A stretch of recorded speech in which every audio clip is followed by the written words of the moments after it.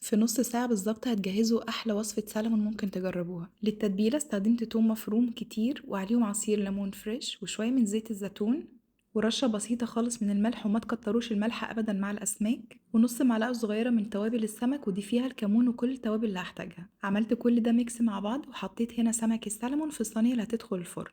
وفي الأول لازم تنشفوا منه المية كويس خالص ما يكونش فيه أي سوائل. بعد كده حطيت معلقة كبيرة من التتبيلة اللي جهزتها معاكم على كل قطعة من قطع السلمون. وزعت بقى التتبيلة كويس على كل القطع كده زي ما انتوا شايفين، وتأكدت ان كلها خدت من التتبيلة كويس. دخلت الصينية دي فرن ساخن على درجة حرارة 160 لمدة نص ساعة.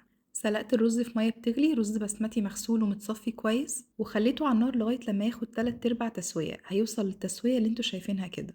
بعد كده صفيته من المية وفي حلة على النار فيها مكعب من الزبدة وتلات أربع فصوص كده من التوم الفريش المفروم. شوحت التوم كويس مع الزبدة لغاية بس ما ريحة التوم ظهرت. بعد كده حطيت عليه الرز وقلبته مع بعض كويس. ضفت عليهم بقى شوية كده من الملح بسيط وقلبتهم، وهديت النار خالص على أهدى درجة حرارة وغطيته وخليته لغاية لما يكمل تسوية. وجهزت الخضار السوتيه، مكعب من الزبدة وعليهم شوية من زيت الزيتون وتوم مفروم. شوحت التوم كويس لغاية لما دبل كده وخد لون أصفر شوية. بعد كده حطيت الخضار اللي بياخد تسوية أكتر، هنا حطيت جزر وشوية من البطاطس، تقدروا تستخدموا أي نوع خضار تحبوه.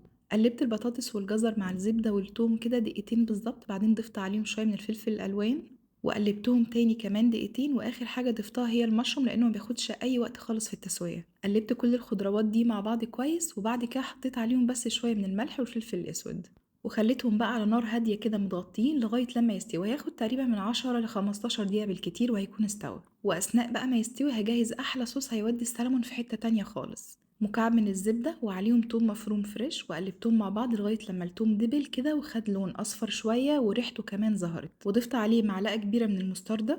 قلبت المستردة مع التوم كويس، وبعدين ضفت عليهم معلقة كبيرة من العسل الأبيض.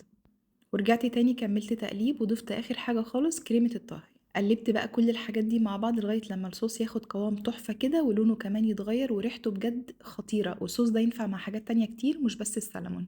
وهنا بقى كان الرز خلاص استوى وطالع بقى مفلفل وريحته بجد تجنن. والخضار السوتيه كمان كان استوى. عايزه اقول لكم اي حد ما بيحبش الخضار الطريقه دي بجد هتخليكم تحبوه. والسلمون كمان هنا استوى، فتحت عليه الشوايه خد لون حلو، وقدمت بقى كل حاجه مع بعض. الوصفه دي مناسبه جدا للعزومات، تحسوا كده ان هي وجبه فخمه ومتعوب عليها، بس بجد مفيش اسهل منها ومنجزه جدا معاكم. متاكده انها هتعجبكم. متنسوش تعملوا سيف للفيديو وتجربوها وتقولوا ايه رايكم.